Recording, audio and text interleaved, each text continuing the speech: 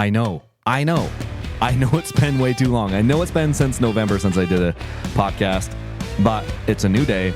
It is March in 2024, and we got a new podcast dropping here, and I want to give you guys a little bit of an update of what's been going on, some of the things I've been working on recently, and just kind of keep you up to date. If you want to support this podcast, and if you want to support DBC, one of the best ways to do it is to use my links for Rocky Mountain ATV. You'll find it in the show notes of this podcast, or you'll find it over on my website, dirtbikechannel.com. There's a link there that says Shop Rocky Mountain ATV.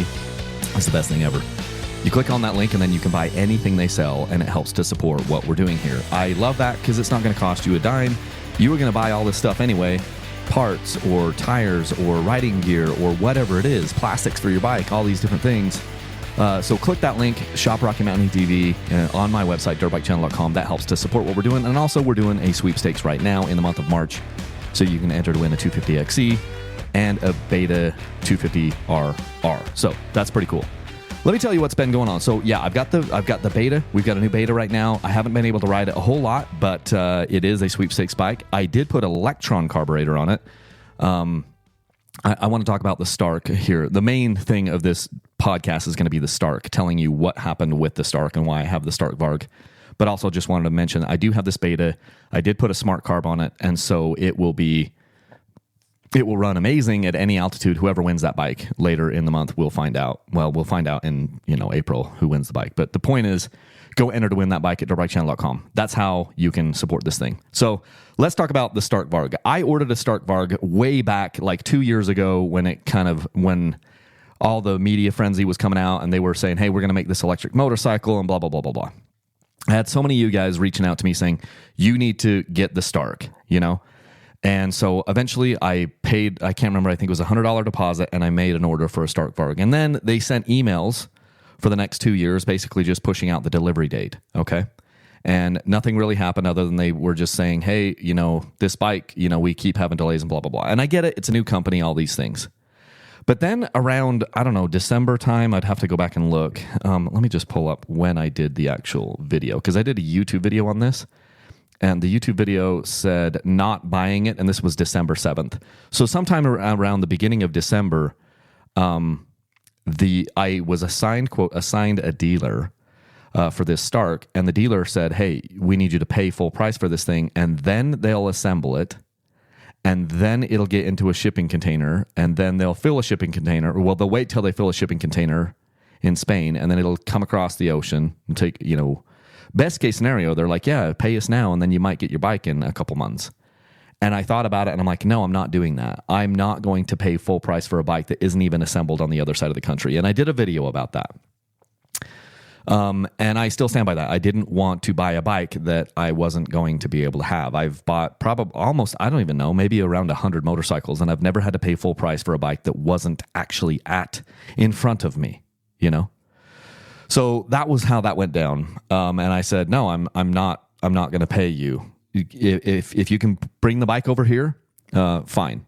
And I know some people's experiences have been different. Other people haven't had to pay for their entire bikes, and I'll get to that here in just a second.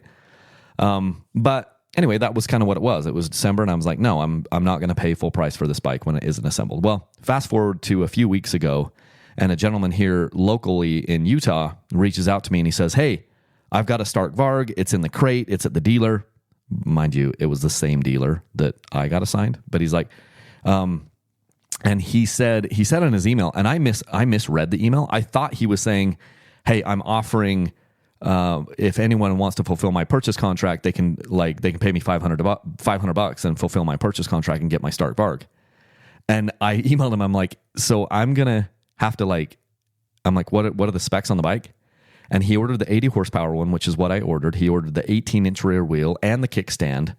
But he ordered it, and then he ordered in gray, and he did not order the foot brake, the rear brake as a foot brake option, which is what I ordered. And I look up the option to buy that thing, and it's like $400 to buy the kit to the rear foot brake.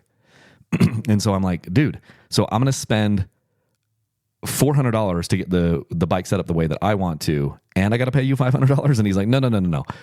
You misread my email. He's like, I'm offering to pay you $500 to take my purchase contract, to fulfill my purchase contract. And I'm like, okay, this is really cool. So, because he didn't want to kind of shaft the dealer. He wanted to fulfill his end of the deal because he ordered the bike and he said he wanted to buy the bike.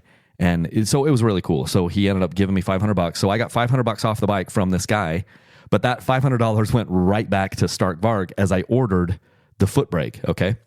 So anyway, I go down to the dealer. We do the whole transfer process. It was the most interesting process I've ever seen to buy a bike because the bike had already been like registered to this gentleman through the app and through like the East. I don't even know. Like the bike, it's an electronic bike, right? It's an electric bike. And it had already been registered to him. And then we had to like go through, he had to kind of activate, like, because they give you this Android phone with the bike, and he had to kind of register it and then transfer it to me. It was a weird process. I've never had anything like that when I bought a motorcycle, but this is the most, quote, high-tech bike I've ever bought. And again, I had some people telling me on YouTube at different times, they were like, if you review this bike, I'm unsubscribing from your channel. And I was just like, dang. I mean, it's so funny. Like first off, I don't think electric bikes are going to take over immediately. They have a place, like just look at like the Talarias and the, what's that other, oh my gosh, it eludes me right now. Oh, you guys are all screaming it from the rooftops right now. There's this, oh my gosh, Sur-On. So you got Sur-On bikes, you've got the Talaria bikes, you've got the e-bike, mountain bikes are exploding with e-bikes, and then these electric bikes, which are kind of like quasi-mountain bikes and quasi-dirt bikes, they've been exploding. I have an electric motion kind of trail bike that is really just a trials bike that has a trail seat on it. And the reason why I bought that one is it has a clutch, and that's fun, and I just dink around with it in the backyard a little bit. My boys ride it a little bit. One sec, I'm going to sip some caffeine here. Side note, today I tweak my lower back. I'm doing a workout in my basement, and for the first time in over 2 years, I actually tweaked my back. I was in the middle of some barbell front squats, and I helped my dad move a fridge yesterday, and we were going down a couple stairs, and I must have kind of strained it a little bit. And then today I do the warm-up set for these front squats, and everything feels fine. And then I start on the heavy set, and there were supposed to be like 8 reps in this particular block on this set. I get like onto rep 2 or 3, something weird happens in my low back, and I was like, that's weird. I do one more rep, and I'm like, no, we're done. And so I went and put some Deep Blue on my back, and I went and took a little bath, and I'm now sitting on my desk, leaned all the way back, just kind of relaxing. Anyway, so there's a lot of electric bikes coming out there, and a lot of people had said, there were people that reached out to me and said, if you review an electric bike, I'm unsubscribing from your channel. And I'm just like, gosh, all I'm doing is reviewing like things that are interesting to me, And so this Stark Varg is very interesting to me because of the things that they're talking about. And I didn't think they could deliver on all of their promises because they were talking about like how much ride time it had and all this stuff. But it was interesting. It's expensive. It's interesting. And I had seen just enough of other people kind of riding it and reviewing it. And it's like, dang, this is very interesting. I wish it had a hot swappable battery. I wish it had a clutch. It doesn't have either of those two things. But there had been enough people that I'd seen, and I try not to watch what people are talking about on bikes before I get them. But I'd seen a couple things here and there, and I'm like, dang, this thing looks pretty good in certain ways, especially for moto. And you guys know I don't ride a lot of moto, but I've been riding a little bit more of it because my son Connor, who's 15, is really liking it. And so I've taken him to the track a bunch, and sometimes I'll ride too. Well, this is a bike that would be great at the track because you can adjust any power you want. Any horsepower from 10 horsepower up to 80 horsepower, you can dial that into the bike. And moto is what they've got it for. Now or what they've been designing it for. I am an off-road rider, trail rider, mostly desert type guy, and so I got the 18-inch rear wheel. So anyway, I bought the bike, and it's gray. I ordered the red one, which is what I would have wanted, but he got the gray. They have 3 colors. There's the red, the gray, and the white. So now I ended up with a gray bike, and I'm waiting for the foot brake to come. Let me just tell you what happened when I... So that's a little background of why I had some people like, oh my gosh, you're such a, because I posted a picture of it on Instagram and there was some comments. I try not to read a lot of the comments. Most, like on YouTube, I hardly ever read the comments. And I don't read the comments a lot on Instagram or Facebook, but I had one of my stepsisters reached out to me and they're like, why are people so pissed off about that bike that you posted? So I went in there and I looked. And it is a very controversial thing. Like, there's a lot of people that are just so pissed off about it. Like, oh my gosh, you're reviewing an electric bike and blah, blah, blah. Well, I'm just like, I'm going to review something that I'm interested in. And but it is a polarizing bike. So I make some posts about it, and some people are pissed and some people are excited. But at the end of the day, I like motorcycles and I like dirt bikes, and this is something that is interesting to me. So I got it. Well, so I bring it home. It's in the crate. I've filmed an unboxing video, which hasn't made it to the internet yet. So you guys are hearing this in podcast land before. This happens a lot. Like I will buy a bike. Sometimes I won't put any content out on it for 6 weeks or so, just depending on what's happening in my life and what my schedules are. So I do this unboxing video. I put the thing together. And interestingly enough, and I just have to be honest with you guys, I've bought a lot of gas motorcycles, and I have purchased 1 or 2 other electric bikes. I was never that excited. The morning that I went to go get this bike, I was kind of excited. And I just want to express that to you. I'm not saying that this bike is going to replace any of my gas bikes, and I don't know that they can, especially if they're not going to put clutches in them, and the distances that these bikes can go, it's not great. And then what would happen is if everyone moved to electric bikes in moto, all that would happen is you'd have 300 generators, gas generators in the parking lot of all of these, riding all these tracks, and it would be louder because you'd have all these gas generators going to try to charge the batteries of these freaking bikes.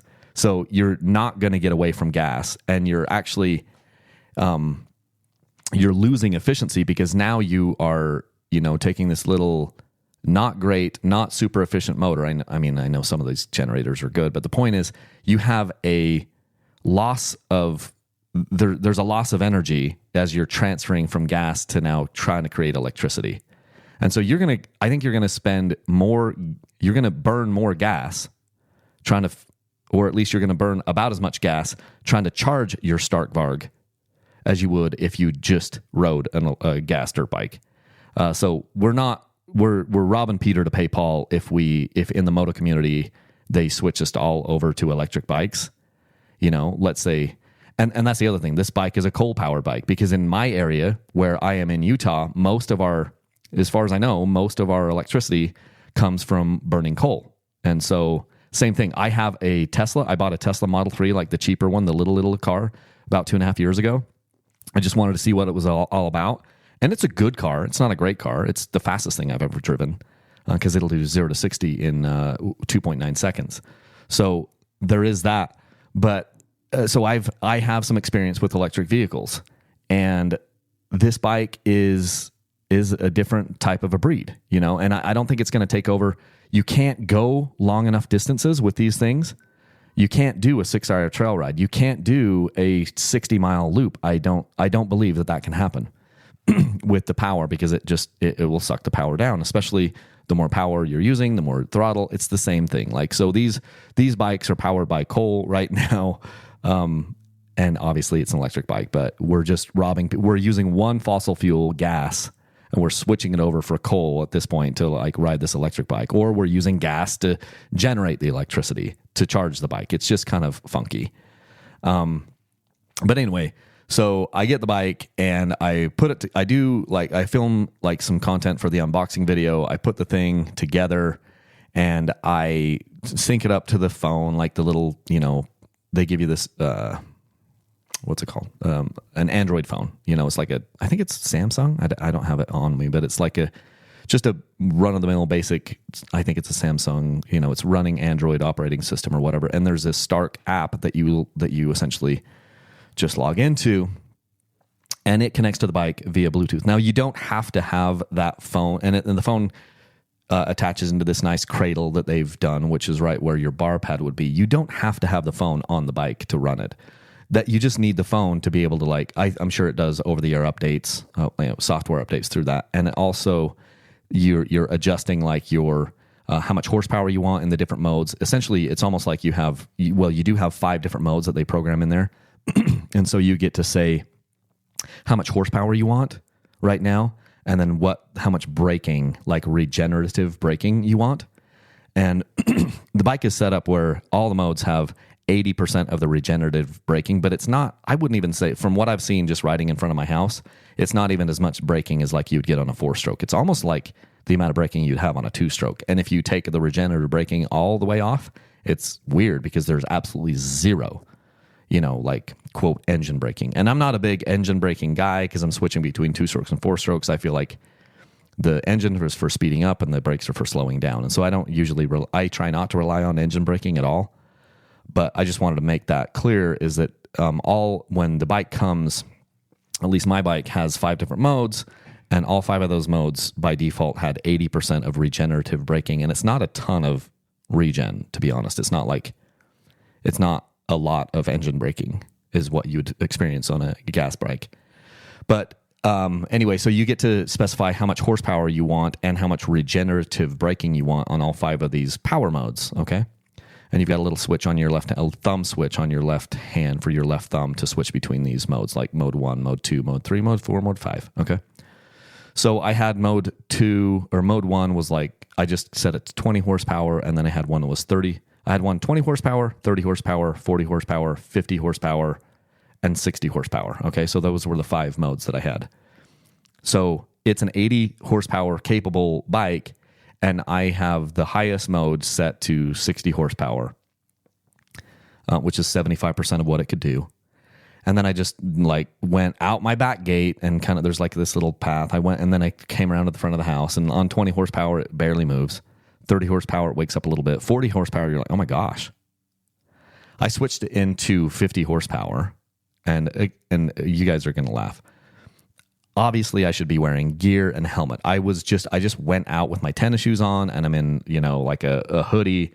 I didn't have my helmet because I wasn't planning on riding. I was just going to run the bike up and down the street. Okay. So you can yell at me all you want, but yes, I should be wearing gear anytime, but I wasn't going for a ride. I was just like, I'm going to see. But once I put it to 50 horsepower, which was mode 4 at this point, it scared me. And I was like, oh, I'm going right. I'm within a block of my house. And I'm like, oh, I'm going to carefully go back to my house and get a helmet on, because I do not want to go into 60 horsepower without a bloody helmet. That's how fast and scary it was. So I hurry, put on a helmet. I don't put on boots. I just put on a helmet.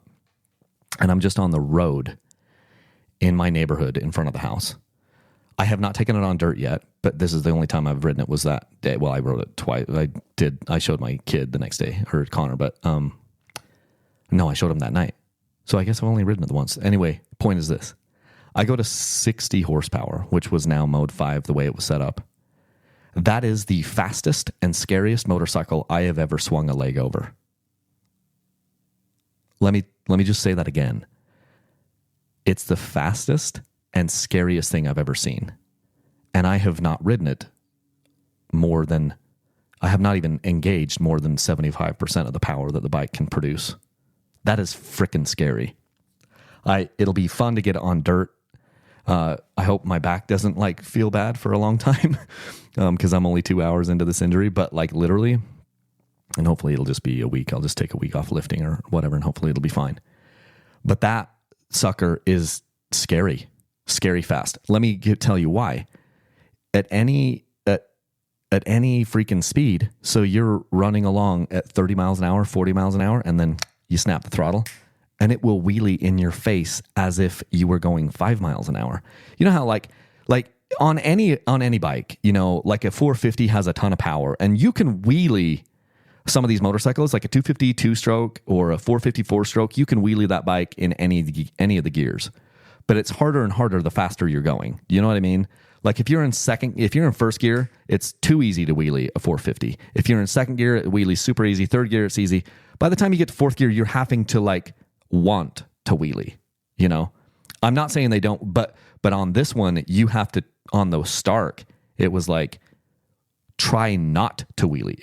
It's just a little bit different thing. Instead of thinking oh, I'm going to wheelie now and do things with either the clutch or the throttle or your body position or all three at the same time to be I'm going to wheelie now. When I was on the Stark at 60 horsepower, it was okay, what can I do to try to not wheelie? And it didn't even matter what you did. I could slide my weight all the way forward on the bike, have my weight all the way over, going 40 miles an hour, snap the throttle, and the thing is wheeling so fast. And at that time, still currently, I have the left-hand rear brake on there because that's the way it came. I'm like, this is probably good because then I can just hit that really fast and knock the front end down. I'm not like a big-time wheelie guy. I've never been the guy who's just like sitting doing wheelies for blocks and a half. I'm not that skilled or whatever. I can wheelie a little bit. I'm not going to ride it through the gears or like do the balance, like the slow wheelie or the balance wheelie where you can wheelie forever. I've just never been that guy. But I'm like, that would be, having a left-hand rear brake would be really good for that thing because then you could just snap that, have your left index finger there. As soon as you hit, if you feel like you're going to go over, you bump that and then you drop your front end down. But this bike, I was like, this is the scariest thing. And I went to a basketball game right after that for my son. And I told my sister and I told my son, I'm like, that is the scariest motorcycle I've ever gotten on. Fastest, scariest motorcycle I've ever thrown a leg over. And I've only seen it at 60 horsepower and it was just in front of my house. So that's going to be very interesting. It's really good that you get to dial in however much you want. I figure my gut feeling is probably for a track, for my skill level, probably 40 horsepower is going to be somewhere the sweet spot that I would want, because I don't think I need 50 horsepower, not at a track. I'm not that good. And I don't know exactly how it compares to like what a 450 puts out. I don't look at like what horsepowers, what the horsepower rating is for 450s and 250s and all these things. Like I know that people get into the weeds on that, but I've never really been that guy. I'll just tell you that typically speaking, a 450 is more bike than I want. You guys know that. A 450 4-stroke is more bike than I want. A 250 2-stroke is about the right range for me, for most things. If I'm going to ride a track or something like that, I love the 250 4-strokes.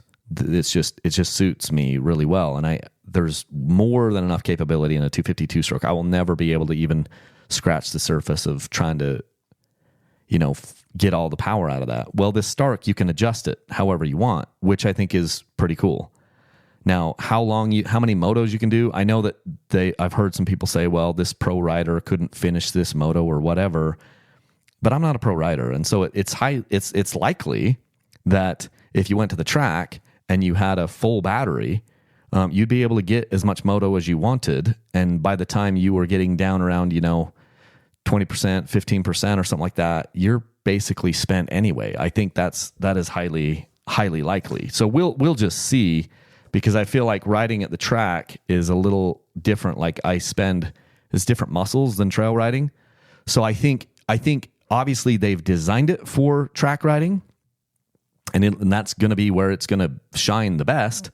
I'm going to try a little bit of everything with it and just see how it goes. But I don't know, having ridden it up and down the street, I don't know why you would ever want more than 60 horsepower. I'm like, that is just insane to go to 70 or 80 horsepower. That just seems absolutely insane to me. 1 second while I take a sip of this water or this Alani drink here. Don't you love how these podcasts are a little bit more laid back? I love it.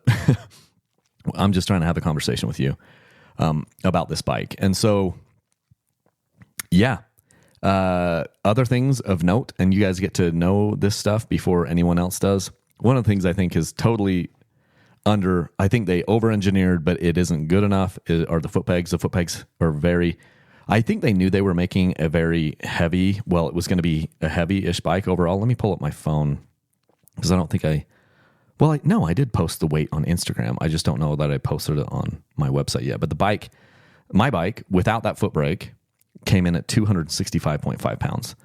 I believe that is the heaviest bike that I've ever put on my scale. Let me just go to my website. If you go to dirtbikechannel.com, and then you look under one of the menu items is resources, and there's a dirt bike weight comparison. I didn't post it up there yet, the picture. But 265, let's see if there's anything else. The YZ450 FX last year was 255. So it was, 10 pounds. This Varg is 10 pounds heavier than that 450. I don't think I've ever weighed a bike. And obviously I'm just doing enduro bikes or whatever. But yeah, I'm looking through here, and the heaviest 59. The heaviest bike I've ever weighed was the 2019 Beta 390 RR, and it was 259. So this was 6.5 pounds heavier than that. So it is the heaviest bike I've ever put on my... Oh, yeah, well, okay. So then the 2017 Sherco 300 SEF-R, That was 260.5. And this is the exact same scale. So it's the same scale that I've been using forever. So how accurate it is, I mean, I think it is accurate, but the most important thing is it's the same scale. So the comparison is the same. Also, the 2017 Sherco 300 SER was also 260 pounds. So this bike is 5.5 pounds heavier than any bike I've ever ridden, as far as like off-road, competitive type dirt bike motorcycle thing. And you can feel it when you're lifting it on the stand. Like, I don't know I don't know exactly how the weight distribution is as far as how that goes. I'm going to try to sit up here for my back and change positions. But I don't know exactly, one sec here while I get more situated. I don't know exactly where the weight is as far as how it's distributed on the bike. I just know that when I am lifting on and off stands, I can feel the weight of it. I'm like, dang, this thing's heavy. Now, whether or not you will feel it when you're riding remains to be seen. But it is a bike that is interesting to me, and I think it's a bike that a lot of people are interested in. Some people are very scared of it, because I think some people are scared that if it gets traction, if it succeeds, it'll be the death of gas motorcycles. I don't think that's the case. I think I think motorcycles are expanding. I hope that they are, dirt bikes. And I think we're just getting more and more options in the space. KTM has done that with how they've expanded their two-stroke line over the last 20 or 30 years and, come into the market, and you have TM that has been making dirt bikes and, Beta and all this stuff. Over the years, we're just getting more and more choices. And that's what I think this Stark is going to be, if they can make the company viable and if they can make their bills and if they can... it still remains to be seen if this company can even make it. Like, I'm just saying, it's hard for companies to make it. And the fact that they were at least... I don't know if it's the dealer, maybe it was just my dealer that said, hey, you got to pay for the bike. I don't know. The point is, it's been a different experience the entire way around for buying this thing from start to finish. And maybe eventually the dealer will get in that bike that I originally ordered. And maybe I will then be asking somebody else to buy it off of me because I already bought this one and I don't want the other one. I don't know what's going to happen. I just know that I think it's been basically my self-appointed job to buy things that I'm interested in, ride them, review them, and then more recently, in the last 5 years, give them away as promotional prizes instead of sell them at a loss. And that's essentially what I've done. I'm still trying to make as much content as I can about the dirt bikes and about setup tips and these things like that. But then I offer them as promotional prizes, and it's essentially us self-funding the channel. Instead of me reading a bunch of ads from advertisers, I'm reading my own ad and saying, hey, enter to win this bike. And then instead of you just hearing an ad from some company that you may or may not give a crap about, you might go to my website, you might buy a t-shirt, you might use my links for Rocky Mountain ATV, you might buy tie downs for me, whatever it is. And then somebody's life is changed in the end because they get a dirt bike. In fact, this weekend I'm giving one of the guys that Kurt Beck, he won it's KTM 300XC. He won that bike in December. Well, I mean, he won it in the sweepstakes was December. He won it in January, and then he said, hey, I'm coming out there. Can I come get it in March? And so he's coming to get that bike for me this weekend. But that is changing his life. And we just went out and met Gordon Grant out in Fruita, Colorado a week and a half ago. And that changes his life. And so that's one of the ways that we've decided to fund this channel. And that's how this freaking Stark Varg is paid for. That's how my electric bill at my house is paid for. It's how I put, money on the table food on the table for my kids and all those things. It's how I pay my mortgage currently. And I've been doing that it's been my sole income for the last 5 years. And you guys have really been all of that. Anytime you've purchased something from my website or use the affiliate links for Rocky Mountain ATV or maybe even Patreon. I still have some people that donate on Patreon. I stopped pushing Patreon when I found out how much money they were taking off the top. It's like they were taking 30 cents off the dollar. And so I started saying, hey, if you want to donate, maybe donate through PayPal, because PayPal, it's like, if you donate $10 to me on PayPal, I'll get $9.70 of it or whatever it is. It's the credit card processing fee. But if you donate $10 on Patreon, I'm going to see $6.50 of that or something like that. I mean, it's crazy. how much they take. But there are still some people that donate on Patreon. I think I make around $300 a month netted from Patreon from still some really awesome people that still are donating on that, even though I don't talk about it. And so I want to thank everybody. Eventually I would like to get more sponsors for this podcast and see if this podcast could be another revenue stream for this channel.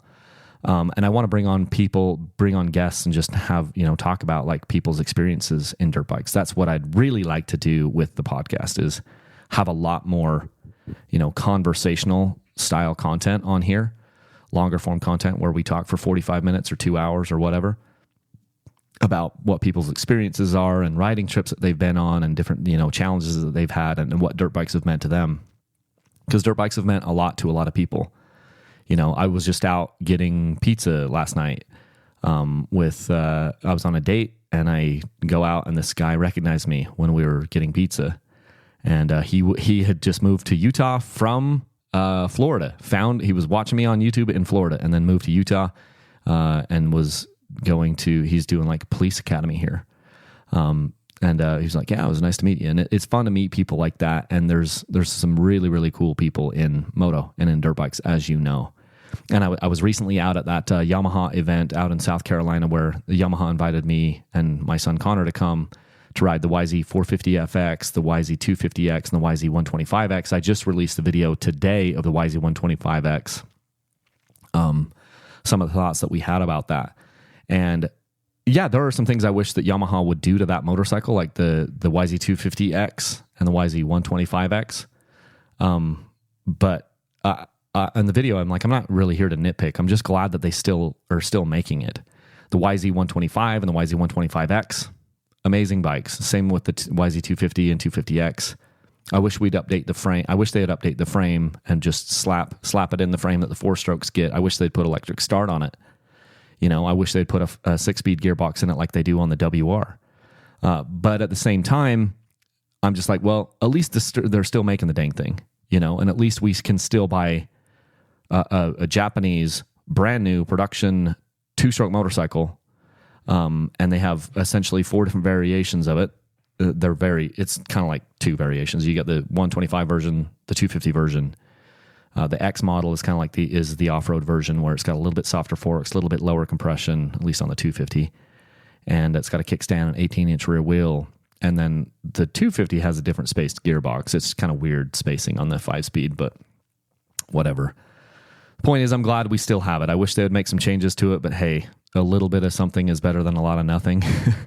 and these bikes are more than just a little bit of something. They're a little bit of awesome, but they could be even better. And I'm just like, I feel like a high tide raises all ships. And even with the electric kind of push to electric motorcycles coming in, I think that just forces all the companies to innovate more, and we get more options and more choices in the industry. And ultimately, that's a good thing. It's not like these bikes are super silent, because you hear a lot of motor noise, you hear a lot of chain noise. So it's not like they're silent. They're far from silent, but they're also just a lot quieter than what the other bikes are. So it might allow you to ride these bikes in some areas. Maybe if you had a bigger lot or whatever at your house, you maybe had a half acre or an acre at your house, you might be able to make a little track in your backyard or something and ride that bike in your backyard without pissing off the neighbors, because it's just not that loud. So there's a time and place for all these things. I don't think electric is going to kill gas, I just don't think it can in motorcycles. I'm not sure that it can in cars, unless we have a better way to make electricity and a better way to store electricity. I think it'll take many, many years, decades to get, if they do try to go off gas mostly in automobiles like cars and trucks, I think it'll take decades to get that done. I'm not sure that it ever fully does that in gas. And in the same way that like horses used to be the primary mode of transportation, now horses are like a luxury. Horses are like a fun hobby thing. So the electric, like, it's almost like the invention of the internal combustion engine saved horses, because now they're not just a beast of burden. They're like this, they're your pet, they're your hobby. And now we have these equestrians, and people get to do horse jumping and all this other stuff. I'm not a big horse person, but the point is the internal combustion engine in a way saved horses, and now horses are this luxury thing. And it might be the same thing with electric cars, where it makes like a gas car this luxury cool thing that people do for racing or whatever, you know, where it's like, oh, this is a bad A car because look, this is still a gas car, you know, and it has these things that an electric car just doesn't have. It has this extra sound and all this stuff. Same thing could happen with dirt bikes or, you know, street bikes or whatever, because it's like, how do you carry enough electricity in a small, like batteries are very heavy unless battery technology like increased exponentially, which maybe it will, but you can't store enough power in a freaking battery on a motorcycle. It doesn't really matter how heavy your car is in a lot of ways, but it does matter how heavy your motorcycle is because you're part of it. You know, like it is kind of an extension of your body. So I'm not sure that electric motorcycles will take over all the way because of the range problem and the weight problem. But it's another thing in the industry, and we can either bury our heads in the sand or we can like check it out and see what it is. And if we then as consumers say, no, this isn't working for these reasons, then hopefully the companies can update those things and change the way that they're being made, change the way they're being manufactured, and update things. But I just got to the point where I'm like, you know, with electric stuff, I can't just put my head in the sand and pretend like it's not happening. That's not a solution. So I'm going to I have one. And if my back starts feeling better and if the weather ever cooperates, because it's been rainy and snowy and everything here, then I'm eventually going to ride this sucker. So that's what I've got for you guys today. Hopefully you enjoyed the podcast. Yeah, if you have questions, you can email me. It's kyle@dirtbikechannel.com. I'll try to get back to you within a day or two on that. If you haven't entered the sweepstakes to win the bikes that I'm giving away, you should go do that right now. Head over to dirtbikechannel.com. You can use my affiliate links for Rocky Mountain ATV. Guys, they're the best in the business. Like you really can't beat Rocky Mountain ATV.